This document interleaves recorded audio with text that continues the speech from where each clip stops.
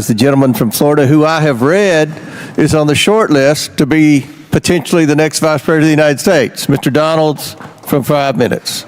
Thank you, Mr. Chairman. Ambassador Regan, thank you for being here. Earlier this year, the D.C. Circuit, the D.C. District Court here actually invalidated EPA's designation that allowed the state of Florida to process Clean Water Act permit applications, a process that's been in place for the last 3 years. Our concern, obviously, in the Sunshine State is that EPA agreed to essentially give us primacy in going through that permit process as opposed to having to go through the Army Corps of Engineers. In short, does the EPA still stand beside the decision to give the state of Florida primacy with respect to proceeding with 404 permits for the Clean Water Act and Endangered Species Act? I believe that is the case, but let me circle back before I give you a definitive answer on where we are with that process. You believe you're still with us, or you're not? I want to make sure I get it clear. Yeah, I believe we are still following what the court has told us we should do, which I know there was a court ruling, and I know there was some consternation there. So let me circle back with you to see exactly where we are on that case. Okay. The reason why I bring it up, and it's important for our state, since we've taken over that process from the Army Corps, permit applications have, in terms of time, have decreased from roughly around 2 years to 6 months. Obviously, the Sunshine State is, if not the fastest growing state in the country, one of the fastest growing states in the country for a myriad of reasons. So our ability to process these permits, where yes, we do have a lot of waterways that are critical to the ecosystem of Florida, and we take that very seriously in my state. But I think it's important that whether it's Florida or any other state that has that flexibility, that you do have state administrators and state personnel with respect to environmental protection who do take this incredibly seriously, and being able to partner with EPA in order to be able to still process these applications that are important for our economy as well as our environment. That's something critical for us going forward. I hope that the EPA agrees with that. Absolutely, and as a former state regulator, I definitely understand the importance of the delegated authority, and I believe how we got to this situation where there were some concerns about the administration of the program, and I don't know if we resolved those or not, but I think the court has spoken on that, and so I'll circle back with you to see where we are on that. Okay, all right, thank you for that. I want to switch gears. Obviously, the EPA came out with the Clean Power Plan 2.0. My concerns are with a couple of things, but primarily 60% of all electricity generation in the United States comes from coal and natural gas. Under the EPA's Clean Power Plan 2.0, essentially coal will be regulated out of existence, and there will be additional burdens put on new natural gas plants that may or may not come online in the United States. Considering your previous statements about wanting to make sure in this hearing that nobody in our country is left behind when it comes to having a clean environment and a clean water, clean air, et cetera, for our citizens, isn't it also a concern that if that plan goes into effect and the power generation that we typically use right now would go away, that electricity prices would skyrocket on poor families, whether they may be black families, Hispanic families, white families, that their costs would go up exorbitantly under that same plan? Wouldn't they be left behind by the Clean Power Plan? Well, we spent a lot of time with the industry, with the grid operators, and here are the facts from our vantage point. Number one, these control technologies don't have to be put in until 2020, 2031, 2032, so we're talking about some time down the road. Number two, all of our cost estimates say that the actions we're taking will only potentially increase price by less than 1%. And number three, that the approach we're taking, because of the diligence that we've done, will not have any impact on reliability. To the point we were just discussing, this national rule is delegated to the states, and each state will design a state implementation plan that gives it flexibility on how it reaches these goals. Administrator, I got to cut you down because we've got 20 seconds, sure. Congressional hearings. I'm going to respond with this. whenever we get information from experts who say that costs will be contained in a certain strata, that typically is not the case. Even with the tax credits with the Inflation Reduction Act, CBO said it would cost around $260 billion. Wall Street is saying the value of those credits is upwards of $1.3 trillion and higher. So when you say that essentially regulating out coal and some aspects of natural gas in the United States will only lead to a 1% increase in electricity costs, that simply does not add up. And at the end of the day, whether it's 2024 or 2032, it is poor people in this country who are going to be left behind by that type of proposal. Chairman, I'm over my time. I yield back. Thank you kindly, Mr. Chairman. Mr. Regan, let me just follow up on that, because I do think that there's a significant philosophical difference that was just surfaced in the colloquy between Mr. Palmer and yourself. There's no doubt that there's industry that wants more of a freedom to pollute without having environmental rules imposed against them. But your purpose is to defend the freedom to breathe clean air and drink clean water and have a safe working place. And I wonder if you would describe what the mission of the EPA is. Well, the mission of the EPA is to protect public health and the environment, look at cost-effective technologies to do so, and ensure that this country can remain globally competitive. And I do that in concert with state regulators in blue and red states, but also actively engaging industry to come up with the right solutions. And that's a mission that has been, for a lot of American history, a bipartisan one. It was under President Nixon that the EPA was first created, right? Correct. And so there's nothing that should be partisan about the pursuit of clean air, clean water, clean working conditions. Do you agree with that? I agree with that. Okay. I wonder, what is your perspective on what would happen if the proposals in the Project 2025 blueprint for a mega takeover of government were implemented? What would happen if all of the rules that they want to repeal at the EPA were repealed? Well, listen, I think when you look at the massive cuts that are being suggested, we won't get new pesticides, new registrants on the market. We will significantly hurt our agriculture industry, reducing the herbicides that we can get on the market.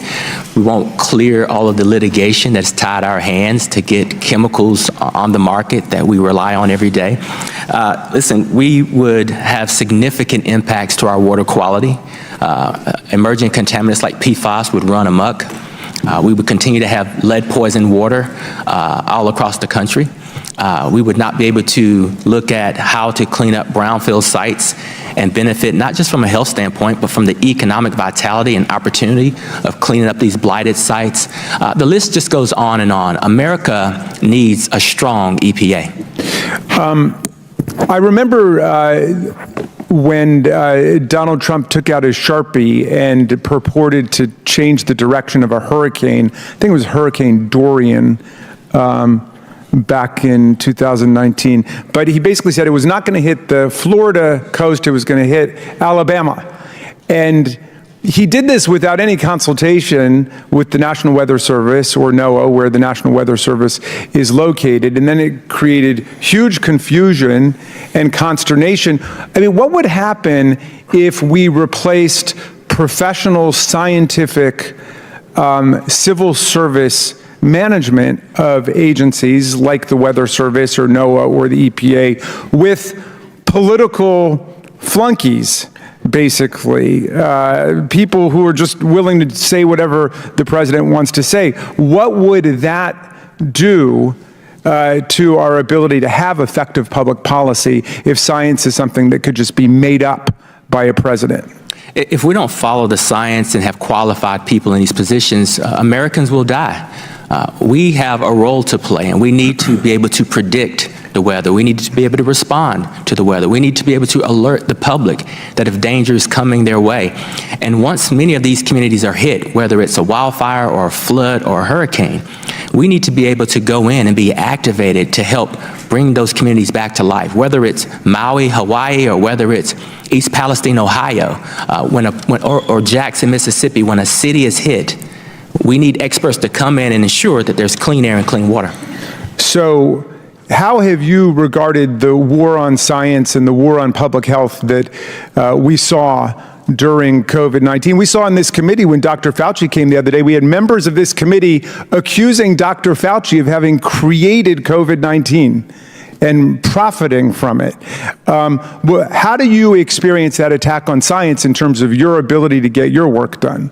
Well, it's threatening reality and the facts. And what we've done under this administration is restore scientific integrity, which, by the way, industry, businesses, all of our economic partners applaud us for doing this. We're saving lives, and we're putting pragmatic, practical regulations in place so that we can provide many of our industries regulatory certainty.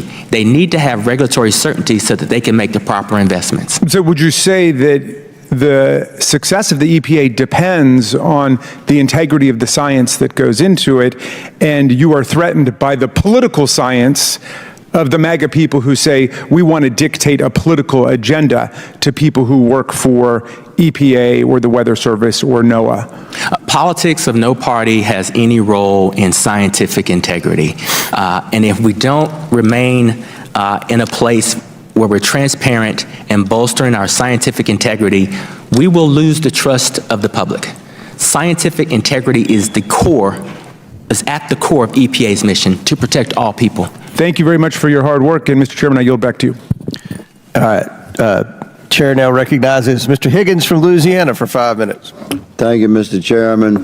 Administrator Reagan, you said you don't want to lose the trust of the American people. Too late. It's already happened. Economic prosperity is the cornerstone of societal advancement worldwide. And the cornerstone of economic prosperity is affordable, abundant, transportable energy product. Ladies and gentlemen, and you young Americans across the country, please join me in loving your planet and living your life in a manner that you intend to protect your planet for future generations by recognizing that economic prosperity worldwide is a #1 driver of clean air and clean water and reduced pollution worldwide. So the energy product that the world consumes, including the fuel that you use to get here, the petrochemical products produced by the fossil fuel industry that Mr. Reagan is wearing upon his back, that clothes that you're wearing, the carpet upon which you're standing, the finish on the chair where you're sitting, the petrochemical products that make up 100% of the phone or the computer that you're typing on is consumed worldwide. Our world being one, if you are concerned about the ecological impact of mankind upon your planet, and you recognize that mankind is going to consume petrochemical products, then you would want it produced in the region of the earth where it's produced the cleanest, under the most stringent regulations and the most industry-driven technological advancement to deliver clean, affordable product. That's the United States of America. Men like Mr. Reagan have carried a torch 100% driven by an agenda to smash the American energy industry. He's the one that's agenda-driven, not me. The American energy industry and the American petrochemical industry is, with no debate, the cleanest producer of affordable energy product and affordable petrochemical product in the world. And every one of you consume it. Own that. Because that's where we are In the future, I have no doubt that there will be a gradual transition to things unknown. This is the nature of life. It's the way things roll. But to have an agenda-driven Green New Deal, anti-American energy, anti-American petrochemical agenda shoved down our throat by an administration that claims it's doing so on behalf of protecting the world's ecological stability, by forcing the production of these products into regions of the world that have far less concern about their ecological impact. That is hypocrisy at its worst. And I, for one, am going to use every authority that Congress allows me to legally wield to push back against it. Mr. Chairman, I ask for unanimous consent to enter into the record the Joint Resolution 161, a joint resolution calling for the reversal of the EPA rule submitted by this gentleman and his department. Without Unanimous consent. Without objection, so ordered. Mr. Reagan, do you have plans for next year, sir? You have plans for next year? I have plans for every year. What's your plans for next year? Well, my plans are personal. And I don't. Well, I'm asking I don't you know professionally. Well, you have plans to I'm not continue obligated to- your battle that you're carrying that torch for. With you just assaulting me and saying I'm un-American. You think now this wanna was an know- assault? Now you want to know what my We plans. definitely living in two different worlds. Oh yeah, we are in two different worlds. Mr. Chairman, Mr. Chairman, I appreciate I have an inquiry. this Mr. Chairman, hearing being Mr. convened. Chairman, I have an inquiry. Gentleman from Maryland, Mr. Mfume. I'm going to reclaim my I have time. And you have time left, Mr. Higgins. Mr. Mfume. I have an inquiry. Thank you so much, Chairman. Thank you so much, Administrator Regan, for being here. You've been to Detroit, you've been to Michigan several times. I don't think I did get you to come out to meet some of our residents living on Beneteau Street yet, but Beneteau Street on the east side of Detroit is a predominantly black, very working class, low income, poor community, and they have a massive Stellantis auto plant complex in their backyard. It's been making them sick and ruining their quality of life for years. Some can't even have outings outside with their families, barbecues, birthday parties. The odor is unbearable. I've experienced it myself, Administrator. And state regulators in Michigan had issued Stellantis air permits. And they had the public meetings, they did the whole process, but they failed to ensure that they complied with the permit conditions. They were required, Stellantis was required to install pollution controls. And they failed to install them correctly. I think they withheld that information for months. I don't know if it was 6 months, 7 months, it was months. Even though the residents were saying something's wrong here, the odor, something's wrong here, there's something wrong. And again, they did not fix it for months.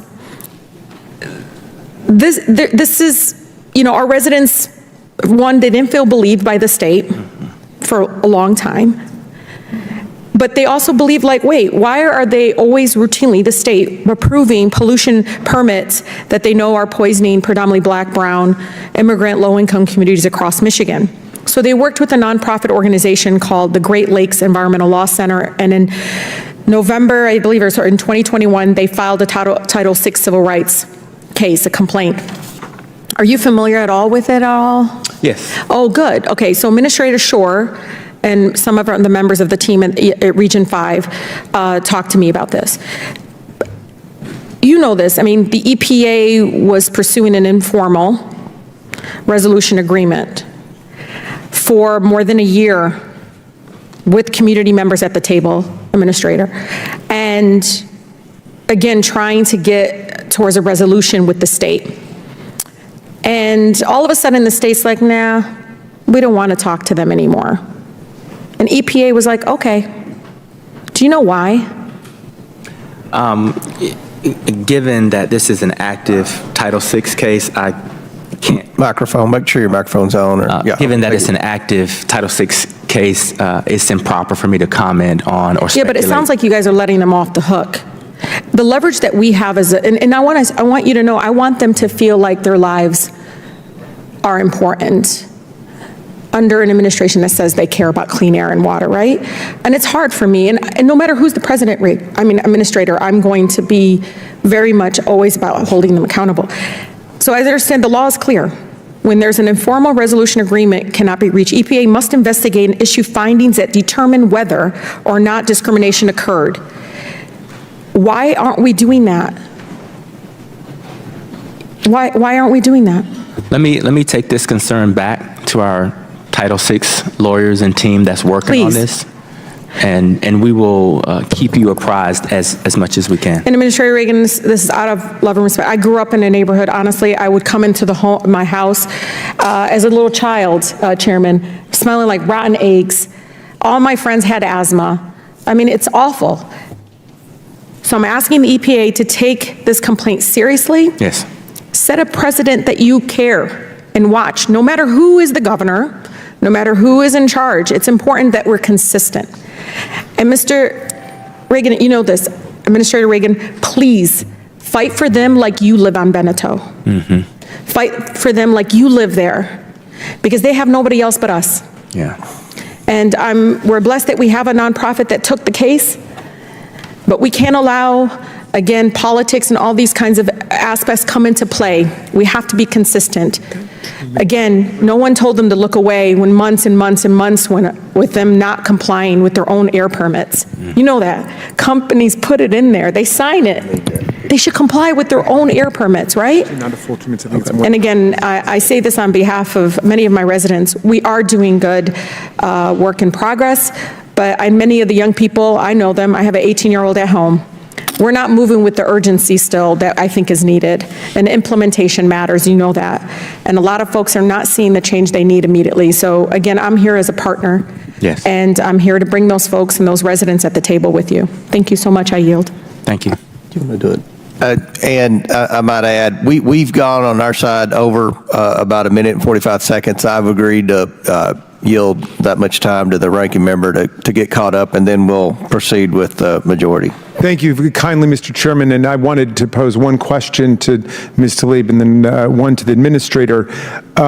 You just made a very eloquent and passionate brief on behalf of the significance of enforcement, aggressive agency enforcement of the rules that we have under federal legislation. The Project 2025 plan that everybody's talking about, and our friend and colleague from North Carolina, Ms. Fox, talked about the importance of deregulation, that is loosening up